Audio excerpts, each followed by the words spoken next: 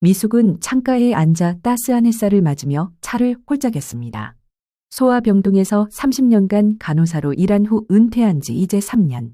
65세의 그녀는 매일 아침 요가로 하루를 시작하고 주 2회 도서관 봉사활동으로 여전히 의미 있는 일상을 이어가고 있었습니다. 오늘도 평소와 다름없이 저녁 식사를 준비하고 있는데 현관문 열리는 소리가 들렸습니다. 엄마, 저 왔어요. 아들 준호의 목소리였습니다. 34살 건축사무소에 다니는 아들은 가끔 퇴근길에 들러 함께 저녁을 먹곤 했습니다. 어서 와, 손 씻고 앉아. 김치찌개 끓였어. 미숙은 밥을 푸며 아들의 얼굴을 슬쩍 봤습니다.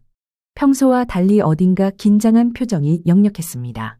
무언가 말하고 싶은 듯 입을 달싹이다가 다시 다물기를 반복하는 모습에 미숙의 심장이 살짝 빨라졌습니다. 식탁에 앉아 몇 숟가락 뜨던 준호가 갑자기 숟가락을 내려놓았습니다. 엄마, 제가 결혼하려고 해요. 미숙의 손이 공중에서 멈췄습니다. 입에 넣으려던 김치가 젓가락에서 떨어져 옷에 묻었지만 그녀는 눈치채지 못했습니다. 가슴이 쿵하고 내려앉는 느낌이었습니다. 갑자기 웬 결혼? 누구? 목소리가 떨렸습니다. 아들이 연애한다는 이야기조차 들어본 적 없었으니까요. 소연이라고 해요. 카페 운영하는 분이에요. 제가 자주 가는 따뜻한 순간이라는 곳 알죠? 거기 주인이에요. 미숙은 혼란스러웠습니다. 준호가 자주 가는 카페라고 몇 번 들은 적은 있지만 연인 이야기는 처음이었습니다. 얼마나 만났어? 1년 정도요. 1년이나? 미숙의 눈이 커졌습니다. 그런데 한 번도 말 안 했다고. 사진이라도 보여줘. 준호는 휴대폰을 꺼내 소연의 사진을 보여주었습니다. 단정한 단발머리에 조용한 미소를 짓고 있는 여성이었습니다. 그러나 미소 뒤에 무언가 슬픔이 감춰진 듯한 눈빛이 미숙의 직감을 건드렸습니다. 언제 데려와? 내가 한번 봐야지. 결혼은 그렇게 쉽게 결정하는 게 아니잖아. 순간 준호의 표정이 굳어졌습니다. 평소 온화하던 아들의 눈빛이 흐려지더니 물을 따르던 손이 살짝 떨렸습니다. 그게 소연이가 개인 사정이 있어서요. 조금 시간을 달라고 하네요. 미숙의 가슴이 쿵 내려앉았습니다. 무언가 이상했습니다. 결혼하겠다는 사람이 예비 시어머니에게 인사도 안 온다니. 개인 사정? 무슨 사정인데? 그냥. 좀 복잡해요. 시간이 되면 인사드리겠다고 하니까 조금만 기다려주세요. 미숙은 더 묻지 않았습니다. 하지만 그녀의 간호사 본능이 경고음을 울렸습니다. 30년간 환자들의 미세한 표정 변화를 읽어온 그녀의 눈에 준호의 행동은 명백히 무언가를 감추고 있었습니다. 다음 날 미숙은 친구들과의 티타임에서 이야기를 꺼냈습니다. 준호가 결혼한대. 근데 그 여자가 인사도 안 와. 뭔가 이상해. 친구 영희가 웃으며 말했습니다. 요즘 젊은 애들은 다 그래. 우리 때처럼 격식을 차리지 않아. 아니야. 뭔가 더 있어. 미숙은 머그잔을 꽉 쥐었습니다. 준호가 그의 얘기만 나오면 표정이 달라져. 뭔가 숨기는 게 분명해. 일주일이 지나도 상황은 나아지지 않았습니다. 준호는 결혼 계획만 이야기할 뿐 소연을 언제 만날 수 있는지에 대해서는 계속 모호한 태도였습니다. 미숙은 밤새 잠을 이루지 못했습니다. 병원에서 수많은 위기 상황을 대처해왔던 그녀였지만 아들의 미래가 걸린 이 불안감은 어떤 응급 상황보다도 그녀를 초조하게 만들었습니다. 결국 그녀는 결심했습니다. 직접 알아보는 수밖에 없었습니다. 준호야, 소연 씨 카페가 어디 있는 거야? 준호는 처음에 말하길 거렸지만 미숙이 계속 다그치자 마지못해 위치를 알려주었습니다. 하지만 엄마, 제발 갑자기 찾아가지는 마세요. 소연이가 부담스러워할 거예요. 미숙은 겉으로는 고개를 끄덕였지만 마음은 이미 정해져 있었습니다. 다음 날 그녀는 모자와 선글라스를 쓰고 따뜻한 순간 카페를 찾아 나섰습니다. 가슴이 두근거렸습니다. 30년간 수많은 응급 상황을 차분하게 대처했던 그녀가 이렇게 긴장한 것은 오랜만이었습니다. 이것은 단순한 호기심이 아니었습니다. 그녀의 아들 그리고 어쩌면 미래 가족이 될지도 모를 누군가의 비밀을 마주하러 가는 길이었습니다. 미숙은 카페 앞에 서서 한참을 망설였습니다. 모자를 더 깊게 눌러쓰고 선글라스를 고쳐 썼습니다. 간호사로 일하며 무수한 응급 상황을 대처했던 그녀인데 지금은 가슴이 마구 뛰었습니다. 손바닥에 땀이 배어나왔습니다. 따뜻한 순간이란 간판이 쌀 아래 반짝였습니다. 예상보다 작고 아담한 카페였습니다. 큰 창문을 통해 안이 훤히 보였고 창가에는 다양한 크기의 화분들이 놓여 있었습니다. 심호흡을 한번 하고 미숙은 문을 밀었습니다. 종소리와 함께 달콤한 커피 향기가 그녀를 반겼습니다. 카페 안은 생각보다 아늑했습니다. 벽에는 작은 그림들이 걸려 있었고 나무 테이블과 의자들이 편안한 분위기를 만들어냈습니다. 어서 오세요. 조용하고 부드러운 목소리의 미숙은 고개를 돌렸습니다. 키가 작고 마른 여성이 미소를 지으며 다가왔습니다. 준호가 보여준 사진 속 여성이었습니다. 소연이었습니다. 가까이서 보니 목 왼쪽에 희미한 흉터가 보였습니다. 소연은 그것을 의식한 듯 살짝 목을 가리며 인사했습니다. 혼자 오셨나요? 네, 한 명이에요. 미숙의 심장이 빨라졌습니다. 소연은 그녀를 알아보지 못한 것 같았습니다. 아니면 정말 잘 연기하는 건지도 모르겠습니다. 소연은 미숙을 구석자리로 안내했습니다. 그녀의 걸음걸이에는 무언가 조심스러운 느낌이 있었습니다. 마치 자신의 존재감을 최소화하려는 듯했습니다. 오늘의 추천은 카모마일 티와 호두 파운드 케이크예요. 그럼 그걸로 주세요. 소연이 고개를 살짝 숙이며 미소 지었지만 그 미소가 눈까지 닿지는 않았습니다. 미숙은 간호사 시절 단련된 관찰력으로 소연의 모든 움직임을 살폈습니다. 무언가 감추는 듯한 태도, 다른 손님들과 거리를 두는 모습, 필요한 말만 하는 방식. 소연이 주문을 가지고 돌아왔을 때 미숙은 그녀의 손을 살펴봤습니다. 오랜 시간 뜨거운 음료를 다룬 흔적이 보였습니다. 성실하게 일해온 손이었습니다. 이 카페는 언제부터 하셨어요? 소연은 잠깐 멈칫했습니다. 경계하는 눈빛이 스쳐 지나갔습니다. 3년 정도 됐어요. 짧게 대답하고 다른 테이블로 향했습니다. 미숙은 차를 마시며 카페 곳곳을 둘러봤습니다. 벽에 걸린 작은 액자 하나가 눈에 들어왔습니다. 병원 앞에서 찍은 사진이었습니다.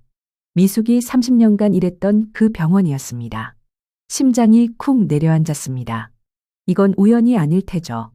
미숙은 조용히 일어나 그 사진에 가까이 다가갔습니다. 사진 속에는 어린 소녀가 있었습니다. 머리카락이 없고 마스크를 쓴 아이였습니다.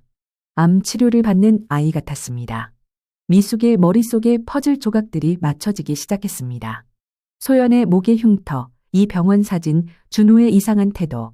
무언가 연결되는 느낌이 들었습니다. 다시 자리로 돌아와 차를 마시며 소연을 관찰했습니다. 소연은 손님들에게 음식을 서빙하며 미소 지었지만 그 미소 뒤에 깊은 슬픔이 감춰져 있는 듯했습니다. 미숙은 수없이 많은 환자들의 표정을 봐왔기에 알 수 있었습니다. 아픔을 숨기려는 사람들의 표정을. 차를 다 마시고 계산을 하러 카운터로 갔습니다. 소연이 계산기를 두드리며 금액을 말했습니다. 8,500원입니다. 미숙이 카드를 내밀자 소연의 손이 살짝 떨렸습니다. 그리고 갑자기 소연이 미숙의 얼굴을 빤히 쳐다봤습니다. 눈이 마주친 순간 소연의 표정이 변했습니다. 충격, 놀라움, 두려움이 뒤섞인 표정이었습니다. 혹시 한미숙 선생님이세요? 미숙의 심장이 멈춘 듯했습니다. 소연이 그녀를 알아본 것입니다. 입이 바짝 말랐습니다. 네, 맞아요. 어떻게 아셨죠? 소연은 대답 대신 갑자기 깊이 허리를 숙여 인사했습니다. 너무 깊게 인사해서 미숙은 당황했습니다. 주변 손님들의 시선이 쏠렸습니다. 오늘은 제가 대접할게요. 계산은 받지 않겠습니다. 아니에요. 제가 마셨으니 당연히 계산해야죠. 소연의 눈에 눈물이 고였습니다. 애써 감정을 누르려는 듯 입술을 깨물었습니다. 제발요. 그냥 이번만. 미숙은 혼란스러웠습니다. 가슴이 저릿했습니다. 소연이 왜 이렇게 행동하는지, 왜 그녀를 알아보는지, 왜 감정이 북받치는지 이해할 수 없었습니다. 하지만 직감이 말했습니다. 이 모든 것 뒤에 중요한 비밀이 있다고. 소연이 카드를 돌려주며 문까지 배웅했습니다. 그녀의 손이 여전히 떨리고 있었습니다. 미숙이 카페를 나서며 뒤돌아봤을 때 소연은 유리문 너머로 그녀를 바라보고 있었습니다. 그 눈빛에는 말로 표현할 수 없는 복잡한 감정이 담겨 있었습니다. 슬픔과 그리움과 두려움이 뒤섞인 눈빛. 미숙은 그 눈빛을 잊을 수 없을 것 같았습니다. 집으로 돌아가는 길, 미숙의 머릿속은 수많은 질문으로 가득 찼습니다. 소연은 누구이고 왜 그녀를 알아보았을까요? 소연과 병원 사이에는 어떤 연결고리가 있는 걸까요? 그리고 준호는 이 모든 것을 알고 있을까요? 미숙은 집에 돌아오자마자 현관문을 열고 들어오는 준호의 발소리를 들었습니다. 가슴이 쿵쿵 뛰었습니다. 어떻게 물어볼지 뭐라고 해야 할지 막막했습니다. 준호는 미숙의 표정을 보고 즉시 눈치챘습니다. 얼굴이 굳어졌습니다. 엄마, 설마 카페에 갔어요? 미숙은 대답 대신 소파에 앉았습니다. 다리에 힘이 빠지는 느낌이었습니다. 왜 말 안 했니? 소연 씨가 나를 알아보더구나. 준호의 눈이 커졌습니다. 그는 한숨을 내쉬며 머리를 감싸쥐었습니다. 제발 엄마, 왜 그렇게 하셨어요? 제가 기다려달라고 했잖아요. 미숙은 갑자기 화가 치밀었습니다. 30년간 아들을 키우며 이런 감정을 느낀 적은 처음이었습니다. 가슴 한켠이 찢어지는 듯했습니다. 내가 뭘 잘못했는데 아들이 결혼한다는데 상대방을 보고 싶은 게 이상해? 준호의 목소리가 높아졌습니다. 소연이가 얼마나 당황했겠어요. 엄마가 갑자기 나타나면 그 애가 왜 나를 알아? 왜 그렇게 행동했어? 뭔가 숨기고 있는 거지? 미숙의 질문에 준호는 입을 다물었습니다. 그의 눈에 복잡한 감정이 스쳐 지나갔습니다. 분노, 걱정, 그리고 깊은 슬픔까지. 소연이가 좀 특별한 상황이에요. 시간이 필요해요. 그 말을 남기고 준호는 방으로 들어가 문을 쾅 닫았습니다. 미숙은 가슴이 무너지는 느낌이었습니다. 준호와 이렇게 다툰 적이 거의 없었습니다. 다음 날 아침, 미숙은 결심했습니다. 직접 알아봐야 했습니다. 소연의 비밀 그리고 카페에 걸린 병원 사진에 관한 진실을. 옛 동료 간호사 김영희에게 전화를 걸었습니다. 영희야, 오랜만이야. 시간 되면 잠깐 만날 수 있을까? 2시간 후 그들은 병원 근처 카페에서 만났습니다. 영희는 여전히 간호사로 일하고 있었고 살짝 주름이 늘었을 뿐 예전 그대로였습니다. 무슨 일이야, 갑자기? 얼굴이 안 좋아 보여. 미숙은 잠시 망설이다 입을 열었습니다. 혹시 소연이라는 이름 기억나? 20년쯤 전에 우리 병동에 있었던 환자. 영희의 표정이 변했습니다. 그녀는 커피잔을 내려놓고 미숙을 빤히 쳐다봤습니다. 소연이? 그 백혈병 환자 말하는 거야? 미숙의 심장이 멈춘 듯했습니다. 머릿속의 기억의 조각들이 하나둘 맞춰지기 시작했습니다. 그래, 맞아. 10살 청도였던. 어떻게 그 아이를 알아? 20년도 더 지났는데. 미숙은 떨리는 목소리로 준호와 소연의 관계, 카페에서 있었던 일을 설명했습니다. 영희의 눈이 점점 커졌습니다. 그러니까 그 소연이가 지금 내 아들과 결혼하려고 한다고. 미숙은 고개를 끄덕였습니다.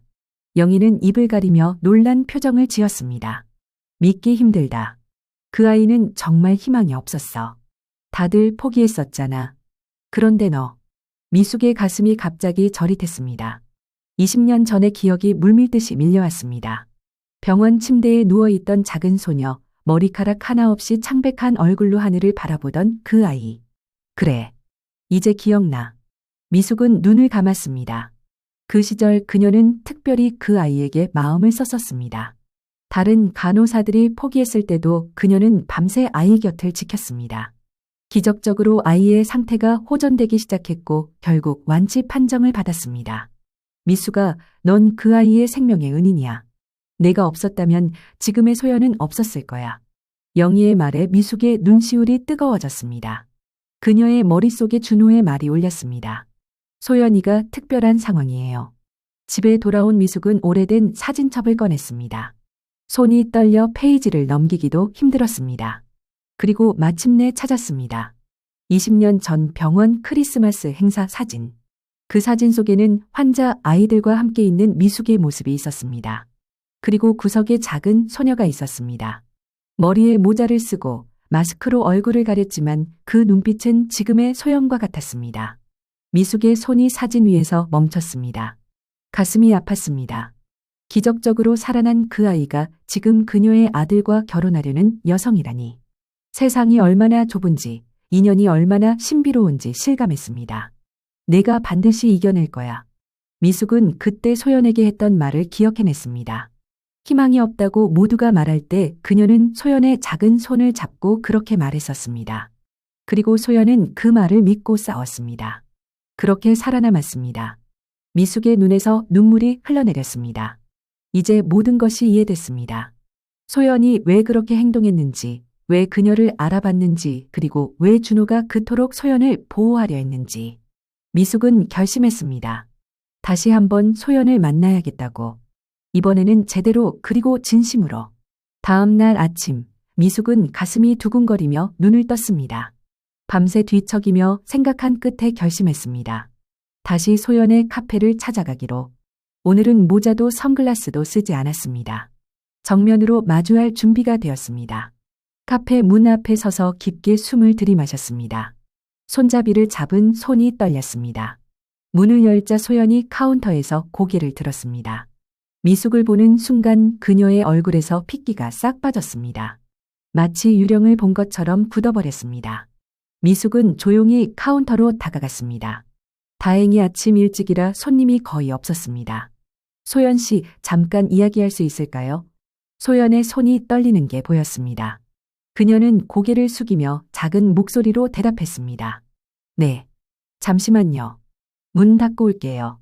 소연은 잠시 휴식 중 팻말을 걸고 미숙을 카페 안쪽 작은 테이블로 안내했습니다. 두 사람이 마주 앉자 무거운 침묵이 내려앉았습니다. 20년 전 소아병동에 있었던 소연이 맞죠? 미숙의 직설적인 질문에 소연의 눈에 눈물이 고였습니다. 그녀는 고개를 끄덕였습니다. 떨리는 손으로 목의 흉터를 어루만졌습니다. 네, 저예요. 어떻게 기억하셨어요? 영희 선생님을 만났어. 그리고 옛날 사진도 찾아봤고 미숙의 눈에도 눈물이 차올랐습니다. 20년 전 그 작은 소녀가 이렇게 훌륭한 여성으로 성장해 있다니. 가슴 한켠이 따뜻해졌습니다. 왜 처음부터 말하지 않았니?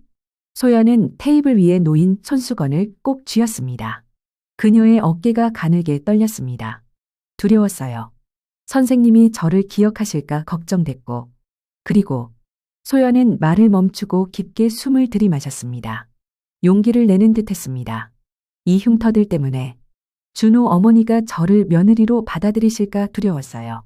소연은 조심스럽게 소매를 걷어 올렸습니다. 팔 안쪽에도 수술 흉터와 중심정맥관을 꽂았던 자국들이 선명했습니다. 암 치료 과정에서 생긴 흉터들이에요. 완치 판정은 받았지만 이 흔적들은 평생 남겠죠. 미숙의 마음이 찢어지는 듯했습니다. 그녀는 테이블을 돌아 소연 옆에 앉았습니다. 조심스럽게 소연의 손을 잡았습니다. 바보 같은 아이. 그런 걱정을 했구나. 소연의 눈에서 눈물이 흘러내렸습니다. 오랫동안 참아왔던 감정이 터져나오는 듯했습니다. 선생님이 저를 살려주셨어요. 선생님이 내가 반드시 이겨낼 거야라고 말씀해 주셨죠. 그 말을 믿고 버텼어요. 미숙도 눈물을 참을 수 없었습니다. 20년 전의 기억이 선명하게 떠올랐습니다. 다른 의료진들이 포기했을 때도 그녀는 밤새 소연의 곁을 지켰던 그 시간들. 그래서 이 카페 이름도 따뜻한 순간이에요. 선생님이 제게 주신 따뜻한 순간들을 기억하며 미숙은 소연을 품에 안았습니다. 두 사람의 눈물이 섞였습니다. 20년의 시간을 뛰어넘는 재회였습니다. 저녁, 미숙의 집에 준호와 소연이 함께 찾아왔습니다. 소연은 떨리는 손으로 꽃다발을 들고 정중히 인사했습니다. 어머니, 처음 뵙겠습니다. 준호와 결혼하게 된 소연입니다. 미숙은 미소를 지으며 소연을 안으로 맞이했습니다. 정성스럽게 준비한 식사가 테이블 위에 놓여 있었습니다. 그러나 따뜻한 시간도 잠시 갑작스런 초인종 소리에 모두 놀랐습니다. 준호가 문을 열자 한 여성이 취한 채로 들어섰습니다. 준호야, 내가 정말 그 흉터투성이랑 결혼할 거야? 미숙은 얼어붙었습니다. 소연의 얼굴에서 핏기가 빠졌습니다. 준호는 당황한 표정으로 여자를 말리려 했습니다. 서연아, 제발 그만해. 술 마셨으면 집에 가. 서연은 비틀거리며 소연을 가리켰습니다. 제 과거 알아? 죽을 뻔했던 애라고. 저런 애가 어떻게 정상적인 가정을 꾸려? 미숙의 내면에서 무언가가 끌어올랐습니다. 30년간 간호사로 일하며 쌓아온 단단함과 위엄이 그녀의 등을 곧게 폈습니다. 그녀는 천천히 일어나 서연 앞에 섰습니다. 젊은 분, 여기는 우리 가족만의 자리예요. 돌아가세요.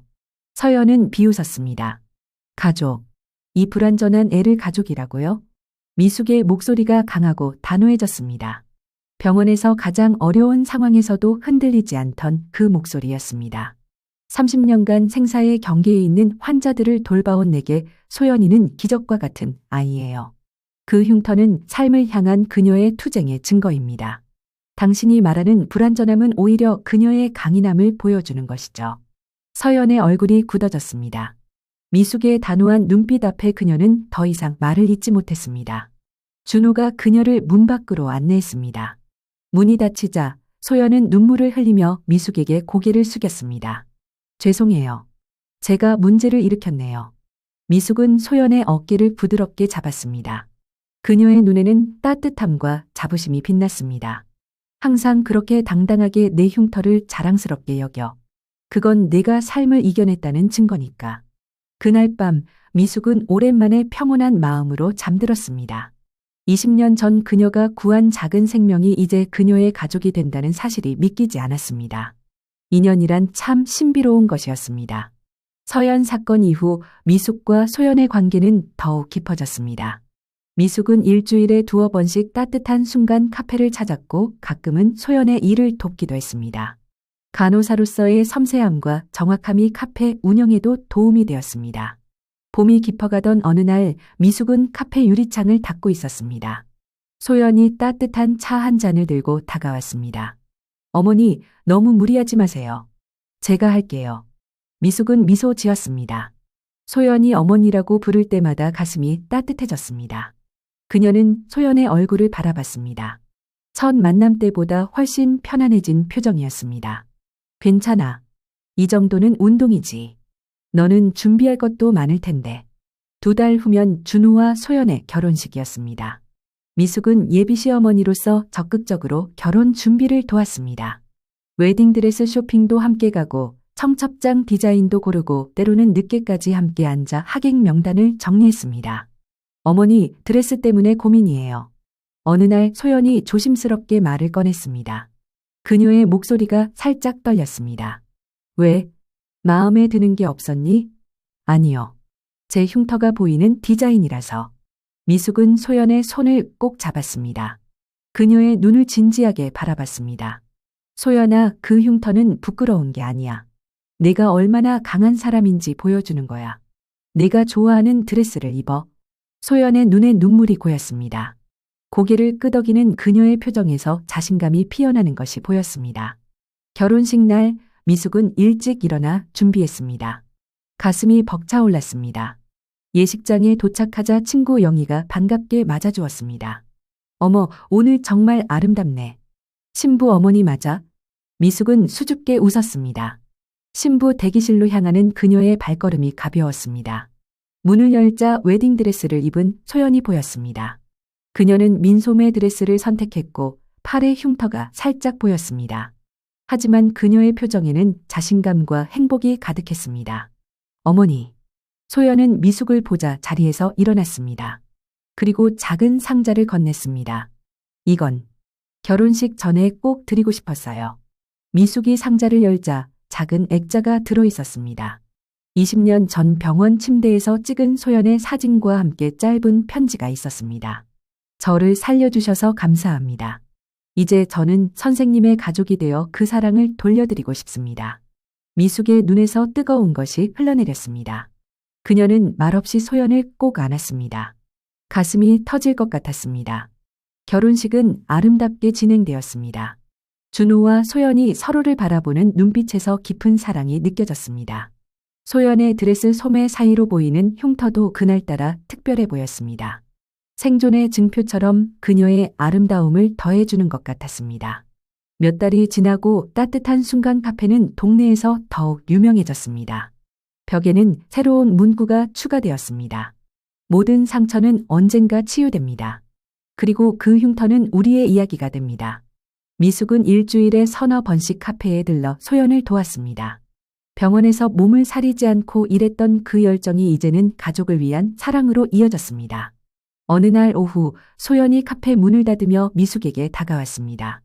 그녀의 얼굴에 수줍은 미소가 번졌습니다. 어머니, 좋은 소식이 있어요. 미숙은 소연의 표정을 보고 직감했습니다. 그녀의 심장이 빨라졌습니다. 혹시? 소연은 수줍게 고개를 끄덕였습니다.